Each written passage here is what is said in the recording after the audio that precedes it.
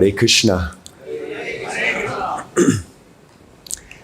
I'm honored to be here with all of you tonight. Thank you for coming. तो मुझे बहुत खुशी हो रही है आप सबके बीच में आने में आज शाम को.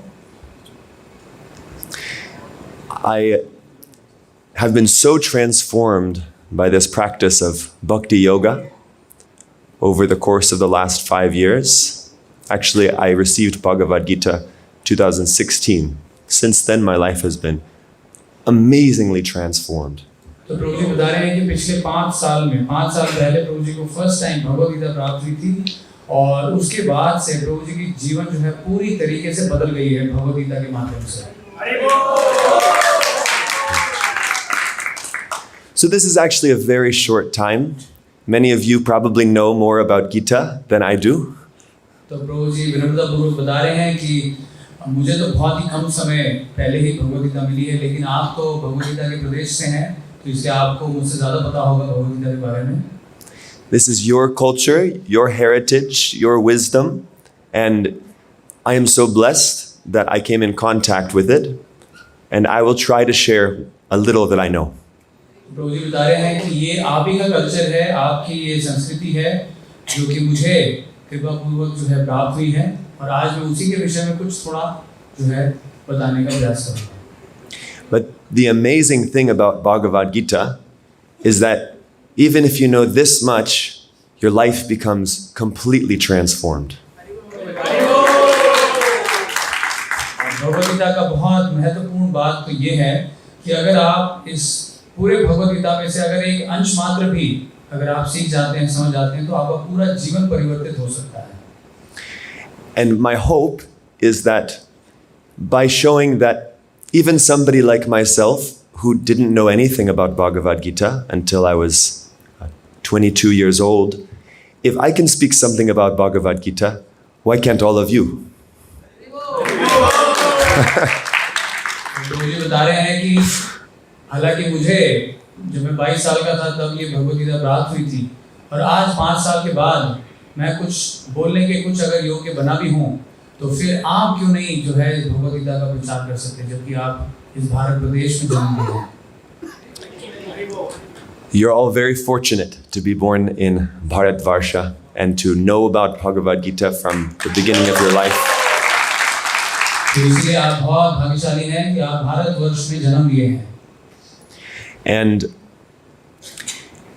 if you hear anything that inspires you, that I share, anything that helps you in your life, then that is coming from His Divine Grace, Srila Prabhupada, and my spiritual master. So please know that Srila Prabhupada, his brilliance is coming through, if anything wonderful you hear tonight.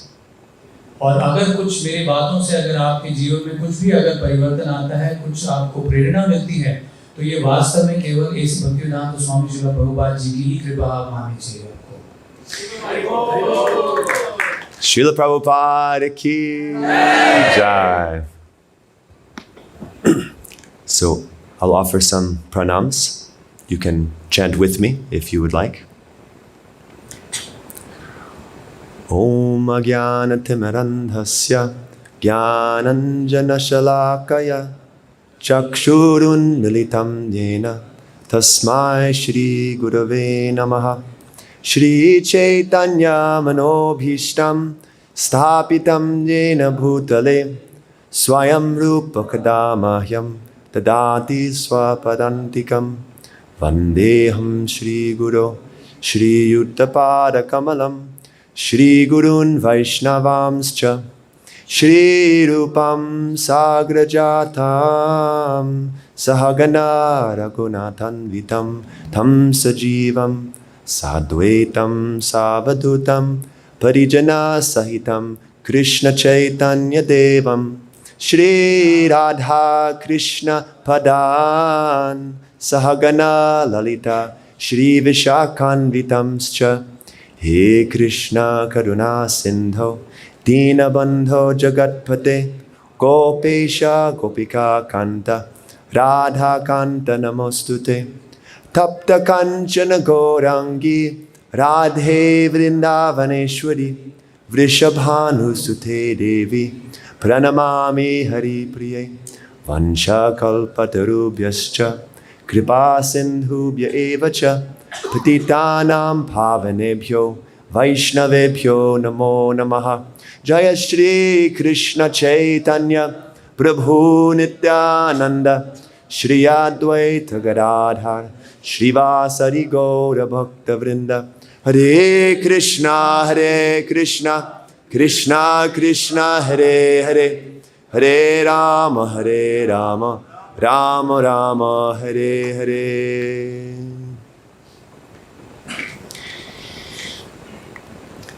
So tonight is the first of 5 sessions on the topics, the major topics of Srimad Bhagavad Gita. तो भगवद गीता के प्रमुख 5 विषयों के ऊपर जो चर्चा हम आरंभ करने जा रहे हैं, आज उसका प्रथम जो है, आज उसका सत्र है. Tonight we will discuss the concept of Ishvara. तो आज हम 5 सत्रों में से जो पहला सत्र है, उसका जो आज शीर्षक है वो है ईश्वर, उसके ऊपर आज चर्चा करेंगे. Ishvara means God. ईश्वर मतलब भगवान. And as God is unlimited, it is not possible in a short 30-minute, 45-minute session to explain even one drop. और क्योंकि ईश्वर जो है वो अनंत है, तो इसीलिए 30-40 मिनट में भगवान ईश्वर के बारे में बताना ये असंभव है वास्तव में. So we will just get a little glimpse. तो इसलिए आज हम कुछ छोटी सी झलकी से ही अपने आप को संतुष्ट करने का प्रयास करेंगे. And we encourage everybody here to take Srimad Bhagavad Gita as it is, if you have not already, and read it every day in your own time.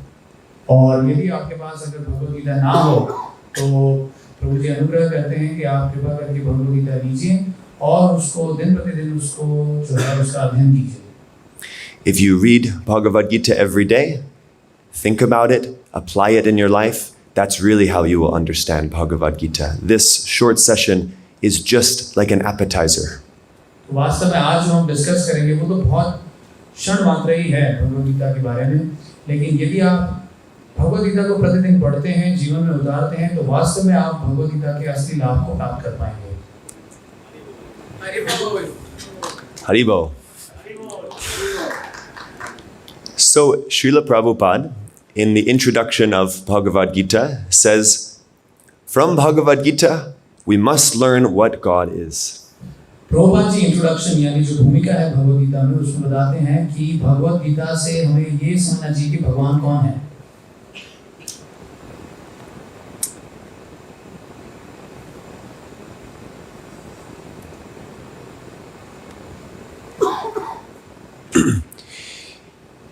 So this is an imperative. He's saying we must. तो इसीलिए ये अनिवार्य है कि हमें पता होना चाहिए कि भगवान कौन है, और वास्तव में जो शब्द लिखा है उसमें बताया कि भगवान क्या है, भगवान शब्द का अर्थ क्या होता है. So why must we learn what God is? Why must we learn what God is? क्यों भगवान के बारे में जानने का प्रयास करना चाहिए, क्यों? Many reasons, but 3 that I can see are for a more meaningful life, a more satisfying life, and as Srila Prabhupada says, for a sane human life. तो बहुत सारे कारण हैं जिस वजह से हम भगवान की खोज करते हैं.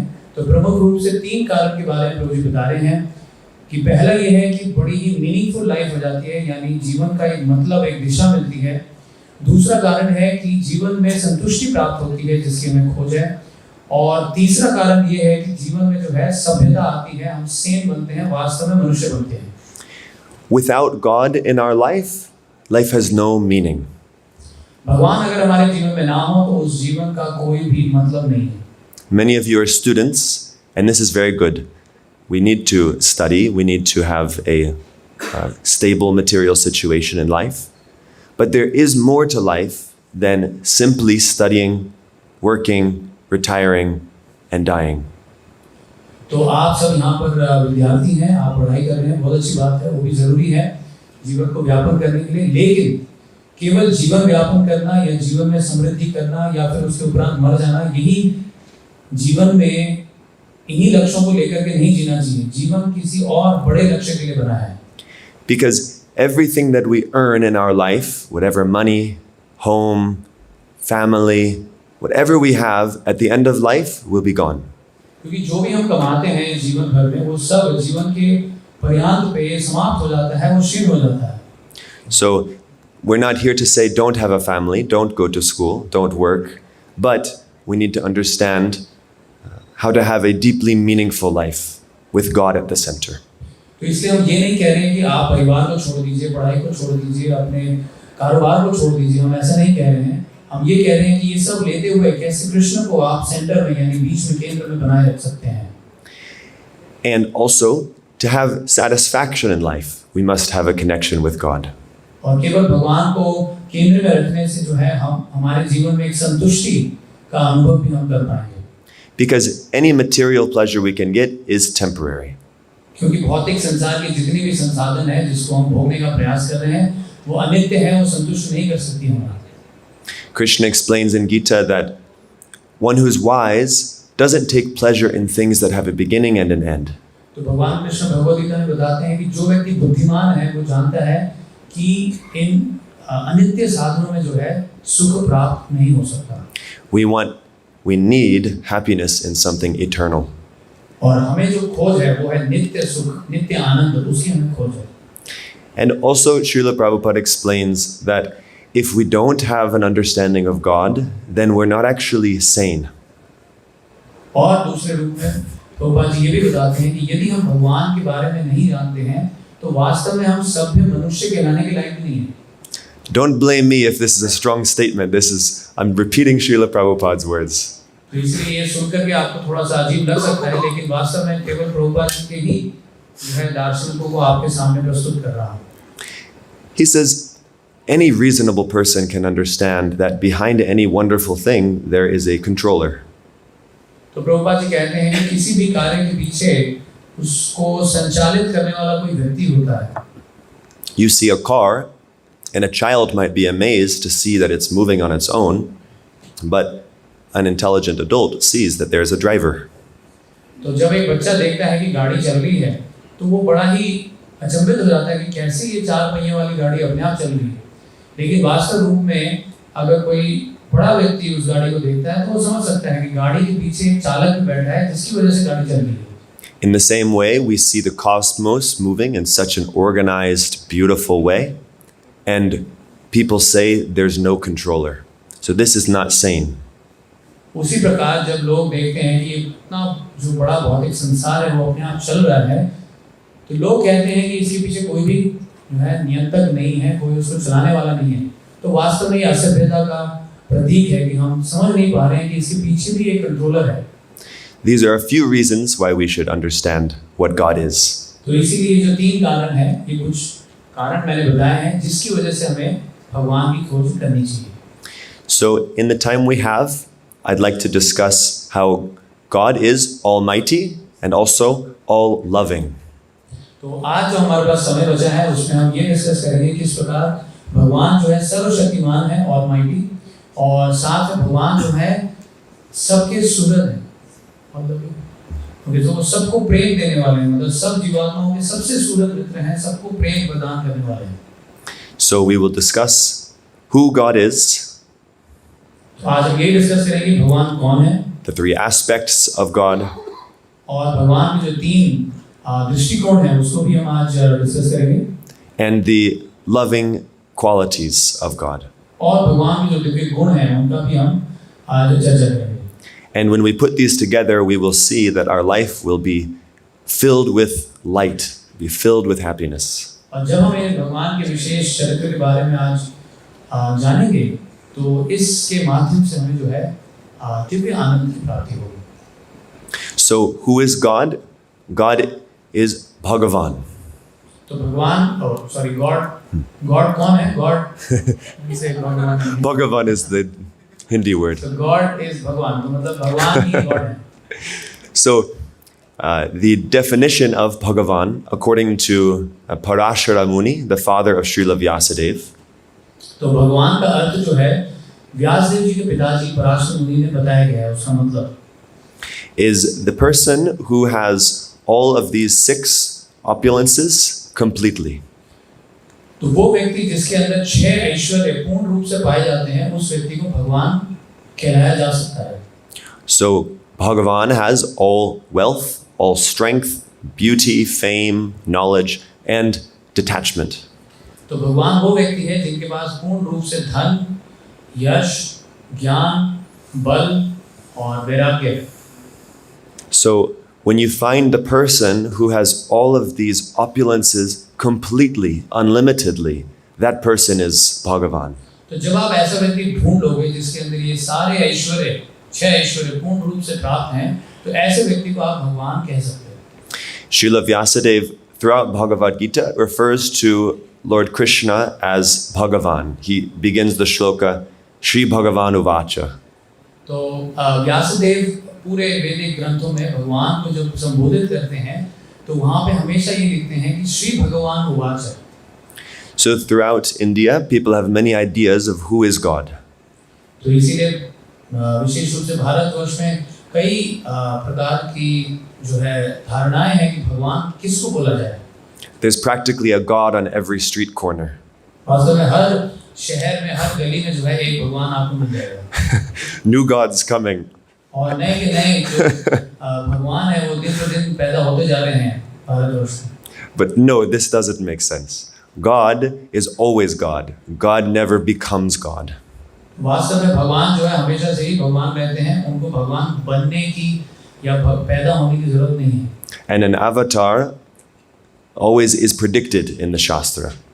और अगर कोई भगवान कहता भी है तो वास्तव में शास्त्र से प्रमाणित होना चाहिए, क्योंकि शास्त्र में बताया जाता है कि भगवान का अवतार कब कब होगा. And the Shastra declares very clearly who is Bhagavan.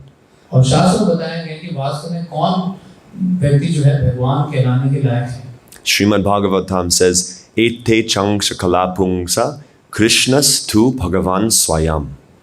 तो श्रीमद् भागवतम बताते हैं कि एते जाम से कला पुंसा कृष्णस्तु भगवान स्वयं. Lord Brahma says in Brahma Samhita 5.1, Ishwara Parama Krishna. और उसी प्रकार ब्रह्मा जी भी बताते हैं ब्रह्म संहिता में कि ईश्वर परम Krishna. And then Krishna himself says very clearly in Bhagavad Gita, Aham sarvasya prabhavo matak sarvam pravartate. और कृष्ण भी भगवद गीता में बताते हैं कि अहम सर्वस्य प्रभवो मत्ता सर्वम प्रवर्तते. He says, I'm the source of everything. All material and spiritual worlds come from me. तो बताते हैं कि सारे भौतिक और आध्यात्मिक जगतों के कारणों के कारण मैं ही हूँ. And he says, Maya tatamidam sarvam. He says that all things rest on me as pearls are strung on a thread. There is no truth superior to me. और उसी प्रकार भगवान ये भी बताते हैं कि सारा संसार जो है मेरे ही आधार पर चलता है. जिस प्रकार मोतियां जो है धागे के आधार पर बंधी रहती हैं, उसी प्रकार ये जगत जो है मेरे आधार पर जो है टिका हुआ है. Matha parataram nanyad kinchir asti. अतः परतरम नान्यत् किंचित् अस्ति. So Krishna declares himself very clearly in Bhagavad Gita that he is the supreme source of everything. He is Swayam Bhagavan. तो इस प्रकार भगवान कृष्ण बड़े ही साफ रूप से ये डिक्लेयर कर रहे हैं, समझा रहे हैं कि भगवान अगर कोई है तो वो मैं ही हूँ. And he explains the position also of demigods and their worshippers in Bhagavad Gita. और उसी प्रकार जितने भी देवता हैं उनके बारे में भी व्याख्या भगवान कृष्ण ने भगवद गीता में की है. So Shiva, Durga, Ganesh, and so on, these demigods are servants of Krishna. They are like Krishna is the prime minister and they are his cabinet members who are serving him. तो जितने भी देवी देवता हैं, शिव जी, ब्रह्मा जी, इंद्र जी, ये सब भगवान के ही सेवक हैं. जिस प्रकार प्रधानमंत्री होता है और उसके अंदर और बहुत सारे मंत्रीगण होते हैं जो प्रधानमंत्री की सेवा में नियुक्त रहते हैं, उसी प्रकार देवता भगवान कृष्ण की सेवा में नियुक्त रहते हैं. And he explains that the power that they have is actually coming from him. और जितनी भी पावर, जितनी भी शक्ति उन देवताओं में है, वो सारी शक्ति भगवान कृष्ण से ही आती है. And the faith actually of the worshipper of the demigods is inspired by Krishna.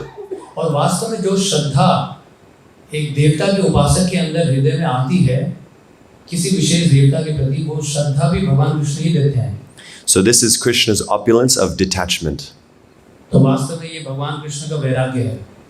He is not concerned to have everybody glorify him. भगवान ये नहीं चाहते कि सब लोग मेरी ही पूजा करें. He gives us the free will to choose. भगवान जो है स्वतंत्रता देते हैं कि आप चुन सकते हो कि आप किसकी पूजा करना चाहते हो, किसमें श्रद्धा बनाना चाहते हो. So, continuing on the definition of Bhagavan in Bhagavad Gita, Krishna explains in what way he acts as God. अब जब भगवान निर्धारित हो चुके हैं कि कृष्ण ही भगवान है, अब भगवान कृष्ण आगे बताते हैं कि भगवान होने के नाते वो किन-किन कार्यों में संलग्न होते हैं. He says that he is Bhoktaram Yagya Tapasam, which means that he is the supreme enjoyer. तो भगवान बताते हैं कि भोक्ताराम यज्ञ तपसाम, यानी वो सबके भोक्ता है, भोग करने वाले हैं. If you think about it, we can enjoy only a little bit. तो अगर वास्तव में देखें तो हम कुछ लिमिटेड अमाउंट में ही जो है भोग कर सकते हैं. हम स्वतंत्र रूप से अनंत रूप से भोग नहीं कर सकते. Even if you're extremely wealthy, you can really only eat the same few chapatis that the very poor person can eat. तो यदि आपके पास बहुत सारा धन भी आ जाए तो भी आप शाम को या सुबह जो है उतनी ही चपाती खाओगे जितना आप पहले खा रहे थे. If you're very wealthy, maybe you have a very comfortable, soft mattress, but you're still sleeping just like the dog sleeping in the street. तो यदि आप या बहुत सुंदर अगर जो है बिस्तर भी आ जाए तो भी आप उसी प्रकार सोते हैं जैसे आप पहले सोते थे. नींद आ जाने के बाद पता नहीं चलता है कि मैं कहाँ सो रहा हूँ. So how much can we really enjoy? तो वास्तव में हम कितना भोग सकते हैं? Can we really say we can enjoy unlimitedly? क्या हम कह सकते हैं कि हम अनंत रूप से भोग सकते हैं? But Krishna, he can enjoy unlimitedly. लेकिन कृष्ण जो है अनंत रूप से भोग सकते हैं. For example, he married 16,108 queens in Dwaraka. जिस प्रकार भगवान कृष्ण ने दर्शाया कि वो 16,108 रानियों के साथ एक साथ विवाह कर सकते थे. And just to maintain one wife is very difficult. और हम सब जानते हैं कि एक पत्नी को संभालना कितना मुश्किल होता है. What to speak of 16,000? और 16,000 की तो बात ही छोड़ो. What to speak of the millions of children that they all had? और वो जितने संतानें उत्पन्न हुई थी, कई लाख करोड़, उनको भरण पोषण करने की बात तो छोड़ ही दीजिए, कैसे किया होगा भगवान ने. So we can't enjoy like that. तो इसीलिए हम भगवान के रूप में जो है भोग नहीं सकते. Krishna also says that he is Sarva Loka Maheshwaram. He is the supreme controller. और साथ में भगवान ये भी बोलते हैं कि भगवान सर्वलोक महेश्वरम है, यानी सारे लोगों के नियंता, कंट्रोलर भगवान है. So think about how much our control is limited. लेकिन अगर हम अपनी बात करें तो हम देख सकते हैं कि हमारा कंट्रोल या हमारी नियंता, मैनेजमेंट कितना सीमित है. If you have to use the bathroom and we lock the doors, how much control do you really have? So he's inside the bathroom. Either way. If you're locked in the auditorium here and you have to use the bathroom, can you really say that you are in control of your bladder? तो मुझे कह रहे हैं कि यदि आपको बहुत जोर से बाथरूम लगा हो और यहाँ पे ऑडिटोरियम के दरवाजे में कुंडी लगा दिया जाए तो आप कितनी देर तक कंट्रोल कर सकते हो? कितने बड़े कंट्रोलर हैं आप? So we are very, very tiny controller. तो हम वास्तव में कंट्रोल करने की शक्ति, हम अपने पेट ही कंट्रोल नहीं कर सकते तो दुनिया क्या कंट्रोल करेगी? But we are not a supreme controller. तो वास्तव में हम कंट्रोल जो है सुप्रीम कंट्रोलर तो हो ही नहीं. Simply getting the right amount of sleep, eating the right amount, taking care of this one body. How much effort does that take? सिर्फ अपने शरीर को संभालने के लिए कितना सारा एनर्जी हमको देना पड़ता है. On the other hand, Krishna is maintaining unlimited universes, all with unlimited planets, all with unlimited living beings on each planet. और दूसरी तरफ देखें तो भगवान कृष्ण जो है अनंत ब्रह्मांडों को, जिसके अंदर अनंत रूप से जीवात्माएं रहती हैं, उन सबको जो है भरण पोषण पालन कर रहे हैं.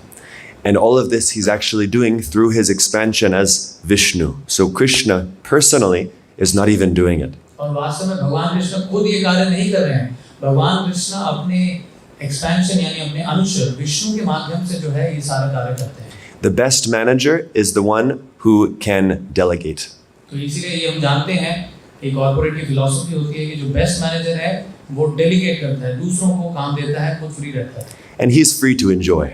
तो वही भगवान करते हैं. भगवान खुद स्वतंत्र रहते हैं और दूसरों से काम करवाते हैं. So Krishna is eternally having his eternal enjoying pastimes in the spiritual world. तो इस प्रकार भगवान स्वतंत्र रह करके केवल अपने लोक में जो है वो लीलाएं कर रहे हैं. And he has Lord Vishnu and his demigod supervisors take care of the material world. और उनके विस्तार हैं भगवान विष्णु और अनेक देवी देवता जो कि इस पूरे यूनिवर्स इन ब्रह्मांडों का जो है मैनेजमेंट देखते हैं. So Krishna is the best manager. तो इस प्रकार भगवान विष्णु सबसे बेस्ट मैनेजर है. So if you want to become a good businessman, you can take some lesson from Krishna. इसलिए यदि आप में से कोई अगर बहुत अच्छे बिजनेसमैन बनना चाहते हैं तो आप सही जगह आए हैं. भगवान विष्णु को जान करके आप बेस्ट मैनेजर बन सकते हैं.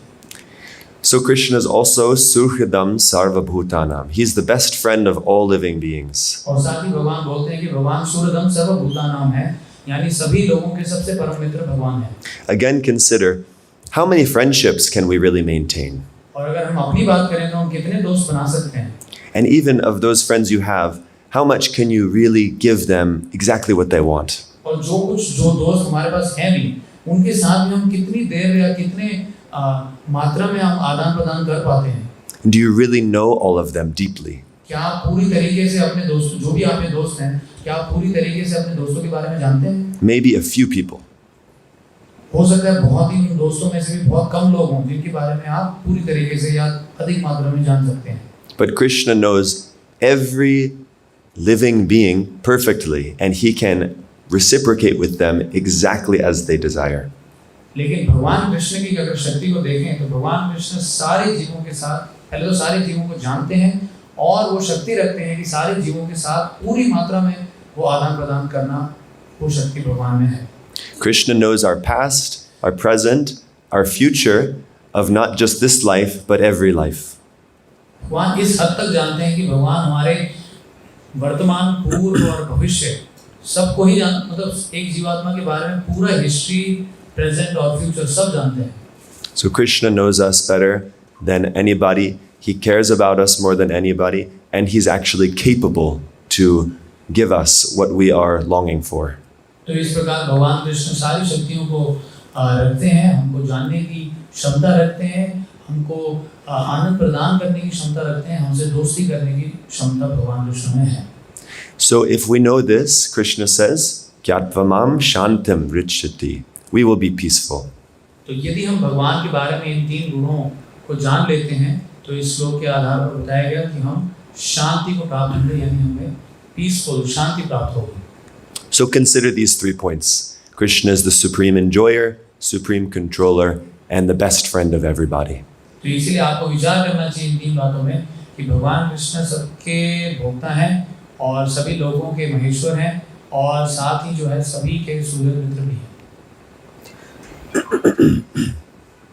Now, another important aspect of Ishwara, Bhagavan, is that there are 3 aspects. और अब हम भगवान के 3 दृष्टिकोण के बारे में चर्चा करेंगे. So, the aspect of Brahman is the all-pervading feature. तो 3 दृष्टिकोण यानी 3 तरीके भगवान को देखने के, उनमें से पहला है ब्रह्मन. And this Brahman is the Sat feature of the Absolute. तो ये जो ब्रह्मन है ये भगवान का सत जो गुण है, सत, उसको दर्शाता. And realizing Brahman, then we are at the first level of understanding God. तो यदि हम ब्रह्मन दृष्टि को प्राप्त कर पाते हैं इस जीवन काल में तो वास्तव में हम पहली सीढ़ी चढ़ चुके हैं भगवान कृष्ण को साक्षात्कार करने के रास्ते पे.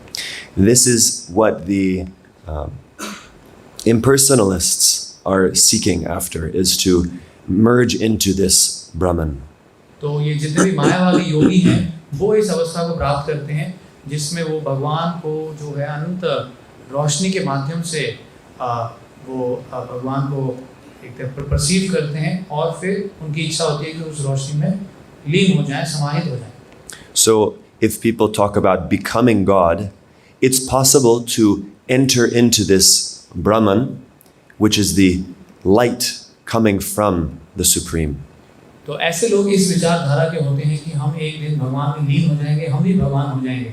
तो इसी विचारधारा के लोग जो हैं इस ब्रह्मन साक्षात्कार को प्राप्त करके ब्रह्मन में लीन होने की इच्छा रखते हैं. But we can never become Bhagavan. लेकिन वास्तव में सच तो ये है कि हम कभी भी भगवान नहीं बन सकते। And even though we can enter into this Brahman or Brahmajyoti, we will not be satisfied. तो इस दृष्टिकोण से यदि अगर हम ब्रह्मन में लीन भी हो जाते हैं, भगवान का जो ब्रह्मन वाला एस्पेक्ट है उसमें लीन हो जाते हैं, तो भी हम वास्तव में अपनी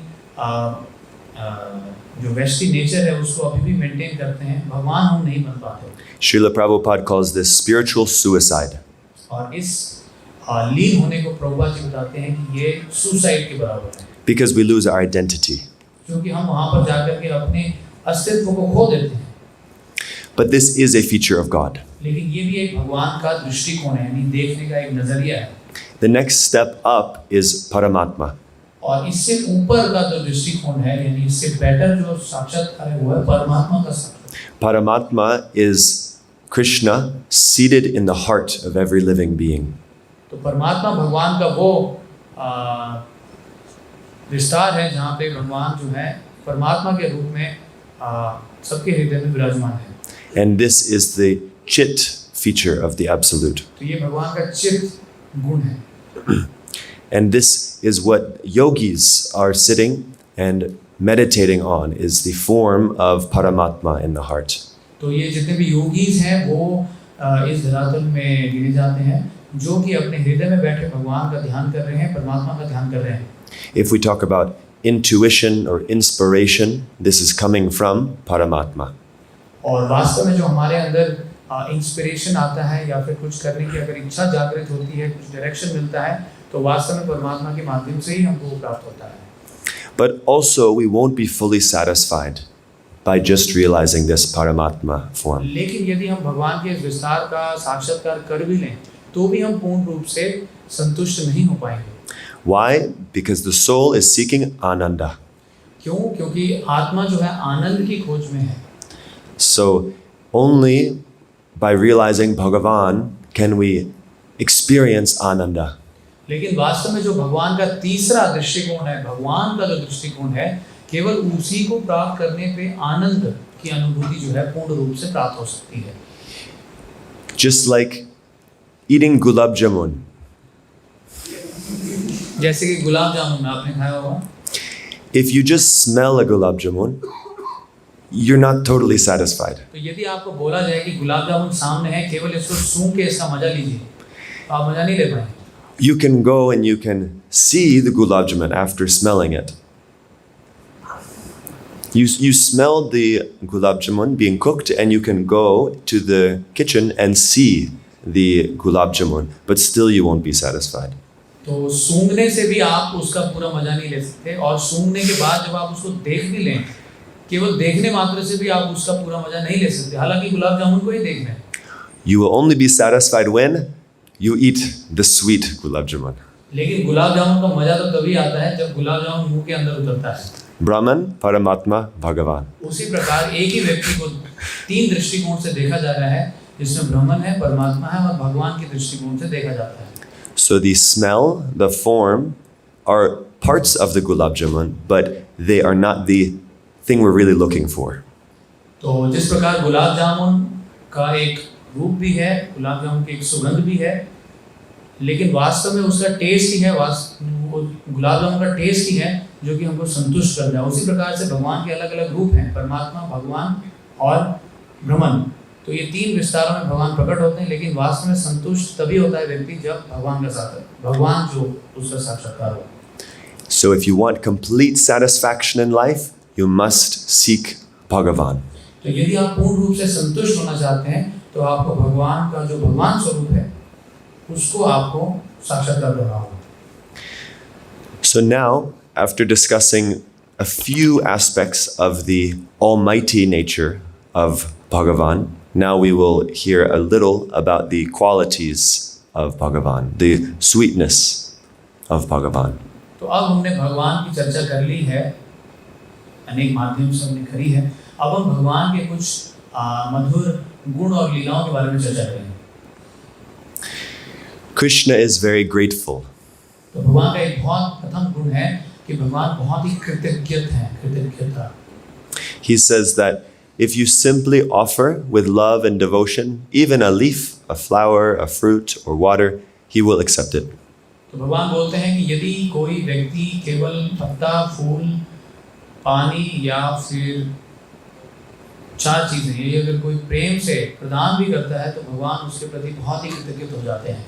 Patram pushpam phalam toyam. He says, just these 4 simple things, if you offer me with love, with bhakti, then I will accept it. तो यदि कोई व्यक्ति ये 4 चीज पत्रम, पत्ता, पुष्पम, फूल, फलम, फल और तोयम यानी पानी, ये 4 चीजें भी अगर कोई बहुत सिंपली ये एक्वायर की जा सकती हैं, लेकिन ये 4 चीजों से भी अगर कोई प्रेम पूर्वक भगवान को अर्पित करता है तो भगवान उसके इस सिंपल ऑफरिंग से भी प्रसन्न हो जाते हैं. So any little thing we do for Krishna, he is so grateful for. तो इसका मतलब ये भी है कि अगर कोई थोड़ा सा भी अल्प सेवा भगवान के लिए कर देता है तो भगवान उसके प्रति कृतज्ञ हो जाते हैं. Even just thinking about doing some service for Krishna, he will be so pleased and he will reward you for. तो केवल करने की बात छोड़िए, केवल अगर आप मन में सोच भी लेते हैं कि मैं ये भगवान के लिए करना चाहता हूँ उनकी संतुष्टि के लिए, केवल ये देख करके भी भगवान कृतज्ञ हो जाते हैं. So what to speak of actually doing that service? तो वास्तव में उसको करने के बाद भगवान कितने ही प्रसन्न हो जाते हैं. And whatever service we do is eternal. और जो भी हम सेवा करते हैं वो शाश्वत रूप से भगवान उसको शाश्वत रखते हैं, हमेशा याद रखते हैं. He says that even a little bit of service that we do is not only everlasting but also saves us from the most dangerous type of fear. और भगवद गीता में बताया कि ऐसा अल्प सेवा भी ये शाश्वत रूप से भी रहता है और साथ ही साथ ये अल्प सेवा, छोटी सी सेवा हमको गहरे से गहरे डेंजर से भी निकाल सकता है. Of course, we can't cheat Krishna. If we have a great potential to give and we only give a little bit, then we are deceiving ourselves and deceiving Krishna. तो हम जो है भगवान को चीटिंग कर सकते हैं इस माध्यम से कि हमारे पास है बहुत सारा लेकिन भगवान को कुछ ही देंगे. जैसे है बहुत करोड़ रुपए बट दान पेटी में केवल 2 सिक्के डालेंगे. तो इस प्रकार भगवान को चीट कर सकते हैं लेकिन भगवान हृदय में बैठे सब कुछ देखते हैं. So just like Lord Ram, when he was constructing the bridge to Lanka, there was the little spider trying to help. Hanuman was bringing huge boulders. Lord Ram was equally pleased with both. तो जिस प्रकार भगवान राम की लीला में हम देखते हैं कि हनुमान जी भी जो है बड़े बड़े पत्थर फेंक करके पुल बना रहे थे, लेकिन साथ में छोटी गिलहरी भी थी जो कि अपने अनुपात में जो है पूरा प्रयास कर रही थी. तो भगवान राम दोनों के ही प्रयास से पूर्ण संतुष्ट थे क्योंकि उनकी योग्यता के अनुसार वो दोनों ही अपने पूरा प्रयास कर रहे थे भगवान राम को संतुष्ट करने के लिए. So different potentials, different abilities, but Lord Ram was pleased with the offering. तो इसलिए भगवान ये नहीं देखते हैं कि आपको कितनी योग्यता दी है, भगवान ये देखते हैं कि जितनी भी योग्यता दी है उसका कितना प्रतिशत आप इस्तेमाल करते हैं भगवान की सेवा में. और यदि आप पूरा जो है योग्यता को भगवान की सेवा में लगाते हैं तो भगवान आपसे संतुष्ट हो जाते हैं. There's also the story of Sudama Brahman in Srimad Bhagavatam. Sudama ब्राह्मण की भी कहानी आप भागवत में पढ़ते हैं. Sudama Brahman just brought a little offering of chipped rice to Lord Krishna. Sudama ब्राह्मण एक छोटा सा चिवड़ा जो है भगवान कृष्ण के लिए लेके आए थे. And he, although offering something very small, Krishna rewarded him with unimaginable opulence. तो हालांकि सुदामा ब्राह्मण का जो गिफ्ट था वो बहुत ही छोटा था, इनसिग्निफिकेंट था, लेकिन फिर भी भगवान कृष्ण ने कृतज्ञ होकर के सुदामा ब्राह्मण को इतना बड़ा महल दे दिया. And Krishna ate that chipped rice as if it was the sweetest nectar in all of the universe. और भगवान कृष्ण ने उस चिवड़ा का ऐसे आस्वादन किया जैसे ब्रह्मांड में कोई भी इतनी स्वादिष्ट वस्तु जो है भगवान को अभी तक अर्पित नहीं की हो गई हो. Because Krishna tastes the bhakti. क्योंकि भगवान कृष्ण वास्तव में स्वाद या उस पदार्थ को नहीं देखते हैं, भगवान उसके अंदर भक्ति को देखते हैं. And Krishna's queen Rukmini was saying, "Save some for me." और कोई जो रुक्मिणी है वो भगवान ने कह रही थी कि अब आप और मत खाइए, कुछ हमारे लिए भी छोड़िए. So Krishna is very grateful. So why should we not do a little service for him? तो इसीलिए कृष्ण बहुत कृतज्ञ हैं, इसीलिए हमें क्यों नहीं भगवान कृष्ण की सेवा में संलग्न होया जाए. And we will be imperfect. We may make mistakes in our service. और हमारी सेवा में जो है हो सकता है पूर्णता ना हो, हमारे में सेवा में गलतियां भी हो सकती हैं. Krishna says that even if you commit the most abominable action, you are still to be considered a sadhu if you are properly situated in your determination. लेकिन भगवान कृष्ण कितनी बड़ी छूट देते हैं कि यदि आप सेवा के दौरान बहुत कुछ जघन्य अपराध भी कर देते हैं, लेकिन फिर भी यदि आप भक्ति में बनाए रहते हैं, तो ऐसे व्यक्ति को भी साधु मानना चाहिए. And not only that, he says that he quickly becomes righteous and attains lasting peace. और क्योंकि गलती करने के बाद भी उस व्यक्ति ने भक्ति नहीं छोड़ी है, तो इसीलिए ऐसे व्यक्ति को साधु ही मानना चाहिए, क्योंकि थोड़े ही समय में वो जो है अपने सारे पापों से मुक्त हो जाएगा और दोबारा अपने साधु की स्थिति पे आ जाएगा. So we don't have to do something amazing for Krishna. We don't have to be a very huge personality. We don't have to. We may get blocked from starting if we think we need to do something huge for Krishna. तो इसीलिए हमें ये नहीं सोचना चाहिए कि हमें कृष्ण के लिए बहुत ही कैपेसिटी के भी बाहर जाकर के बहुत बड़ा काम करना है, उसी से ही भगवान प्रसन्न होते हैं. तो वास्तव में ये बात सच नहीं है. So we do our best to our capacity, and Krishna is so grateful, and whatever mistakes we make, he overlooks them if we are just sincere. तो इसीलिए हमारी जितनी भी योग्यता, जितनी भी क्षमता भगवान ने हमें दी है, अगर उसी का ही पूरा प्रयोग करके हम अपना बेस्ट दें, अपना पूरा पूर्ण रूप से प्रयास करें, भगवान उसी से ही संतुष्ट हैं. Krishna is also very kind and understanding. इसी प्रकार भगवान बहुत ही काइंड है, दयालु है. So he knows that we are like children. भगवान जानते हैं कि हम भगवान के संतान समान हैं. We won't be perfect right from the beginning. और क्योंकि संतान गलती करता है, उसी प्रकार भगवान जानते हैं कि हम भक्त जो है गलतियां कर सकते हैं, करते हैं. In the 12th chapter of the Gita, he says that the best thing is to think of me all the time. 12वें अध्याय में गीता में भगवान बोलते हैं कि सबसे उन्नत तो यही होगा कि आप 24 घंटे मेरा स्मरण करें. But if you can't do that, he says, then just practice the rules of bhakti yoga. लेकिन यदि आप नहीं कर पाते तो केवल इन भक्ति का नियमों का पालन करें. So you can chant japa every day, you can come to the temple, you can come for a morning program like this. तो नियमों का मतलब जपा करें आप, और सुबह-सुबह जो प्रातःकालीन कार्यक्रम होता है मंदिर में, उसमें आप भाग लें.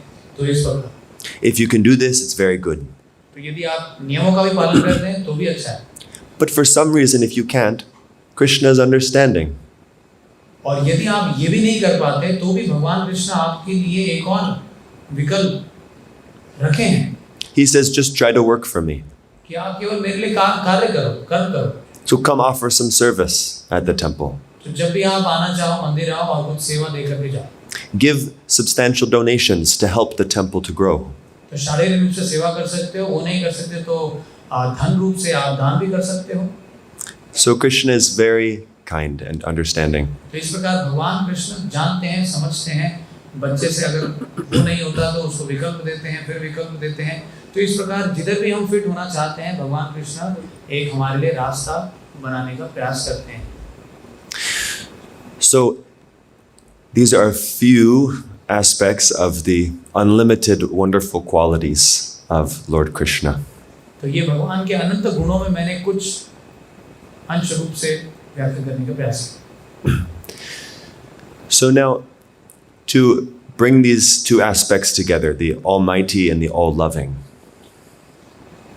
तो ये जो दो गुण हमने बताया कि भगवान कृष्ण सर्व शक्तिमान है और साथ ही सर्व दयालु हैं, इन दोनों को अगर एक साथ देखा जाए. so consider, what if your best friend was extremely wealthy, a billionaire? तो इसको एक उदाहरण से हम समझ सकते हैं कि आपका जीवन कैसा होगा यदि आपका जो सबसे बेस्ट फ्रेंड है वो एक करोड़पति हो. All of your problems could be solved immediately. तो आपकी सारी प्रॉब्लम्स जो हैं तुरंत समाप्त हो जाएंगी. At least your financial problems. At least your financial problems. At least आपका जो आर्थिक रूप से जो आपकी समस्याएं हैं वो तो आपको समाधान मिल ही जाएगा. So our situation is like this. तो यही हमारी अभी की स्थिति है. We have not only a best friend who's a billionaire, but we have a father who is unlimitedly wealthy, and we have an inheritance waiting for us. तो इस प्रकार भगवान एक हमारे उसी सूरत मित्र के समान है जो कि करोड़पति, तो क्या वो सारे लोगों के पति हैं, और साथ ही वो हमारे पिता के समान भी हैं, और वो हमारे लिए वो आध्यात्मिक जगत बना के रखे हैं जहाँ पे वो चाहते हैं कि हम सब लोग लौटें. So our problem is just that we've forgotten our relationship with this wonderful person. बस समस्या ये है कि हम इस महान व्यक्ति के साथ अपना संबंध भूल बैठे हैं. And if we can remember this relationship with Krishna and begin to act in that relationship, we will see that actually all of our problems get solved. और यदि हम इसी भूली हुई अवस्था को ठीक कर लें, यानी भगवान के साथ हमारे रिश्ते को समझ लें, तो फिर हमारे जीवन की सारी समस्याओं का हल हो सकता है. Please raise your hand if you've had a problem that you feel is too difficult for you to solve recently. आप हाथ खड़ा कीजिए यदि आपके जीवन में कोई ऐसी समस्या आई हो जिसको आप खुद हल नहीं कर पा रहे. कभी कोई आपके जीवन में ऐसी समस्या है जो आप खुद से हल नहीं कर पा रहे हैं या कर पाए, हाथ खड़ा कीजिए. So, when we have a problem that we feel we can't solve, then if you remember this relationship and you act in that relationship, then you can actually see miracles happen in your life. तो यदि हम ऐसी अवस्था में कभी जाते हैं जहाँ ऐसी समस्या है जो हम खुद से सॉल्व नहीं कर पा रहे हैं, तब अगर आप इस संबंध को याद कर लें जो कि आपका भगवान के साथ है, शाश्वत संबंध, तो फिर आप देखेंगे कि आपके जीवन में चमत्कार हो सकता है, और उस समस्या से आप कैसे उभर सकते हैं. ये चमत्कार आप जब आप संबंध को जानेंगे तभी आप महसूस कर पाएंगे. Of course, Krishna won't solve our problems exactly the way we want. लेकिन भगवान भी बड़े चतुर हैं. भगवान आपकी प्रॉब्लम को उस ढंग से हल नहीं करेंगे जिस ढंग से आप चाहते हैं. He'll solve our problems exactly the way we need. वो उस ढंग से उस समस्या का हल करेंगे जिस ढंग से वास्तव में होना चाहिए. And if you look back at what has happened in your life as you've acted in your relationship with Krishna, you will see that actually it was organized perfectly. और हो सकता है आप उस समय के लिए असंतुष्ट रहें कि ये किस प्रकार की समाधान भगवान ने दी है, लेकिन जीवन काल में आगे बढ़ कर के आप पाएंगे, पीछे मुड़ कर के यदि आप देखेंगे कि भगवान ने वास्तव में जिस प्रकार का समाधान दिया था वो मेरे सबसे अच्छे हित को याद रखते हुए ही दिया था. So you may be doubting that this is true. तो इस प्रकार भगवान के अभी के समाधान से जो है आपको हो सकता है कि कुछ संदेह हो कि ये किस प्रकार का समाधान है, ये कोई समाधान लग नहीं रहा है, ऐसा महसूस हो सकता है. What if there is no God? What if there is no God? तो अगर आप जो है आपकी पूरी श्रद्धा नहीं है भगवान में, तो फिर प्रभु जी कह रहे हैं कि अगर ऐसा मतलब सोच के देखिए अगर भगवान हो ही ना. So this is something we have to experiment. We have to practice and try. Okay, तो इस प्रकार हमें जो है ये प्रैक्टिस अपने जीवन में उतारना चाहिए कि किस प्रकार भगवान का संबंध हम कभी भी अपने जीवन की समस्याओं में ना भूलें. Srila Prabhupada describes Bhakti Yoga as a science. तो प्रभुपाद जी भक्ति योगा को एक विज्ञान के रूप में समझाते हैं. This is the last thing I'll share, and then I'll stop and ask for questions. So please begin to consider if you have something you'd like to ask. तो ये बात बताने के बाद मैं इस प्रवचन को रोक दूंगा और उसके बाद आपकी तरफ से अगर कोई प्रश्न है तो आप पूछ सकते हैं. So a science means that you have a hypothesis, you have an experiment, you get results, and you make a conclusion. Okay, so science का विज्ञान का मतलब है कि आपके पास Hypothesis? No, how to A theory? तो हाइपोथेसिस यानी कि हमारे पास एक आइडिया हो सकता है, फिर उसके ऊपर हम एक एक्सपेरिमेंट करते हैं, फिर कुछ नतीजा निकलता है, और इस प्रकार जो है LHS is equal to RHS.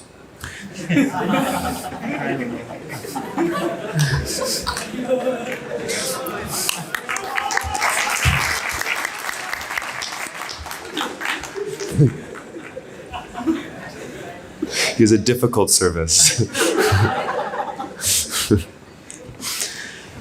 So, Bhakti Yoga is a science.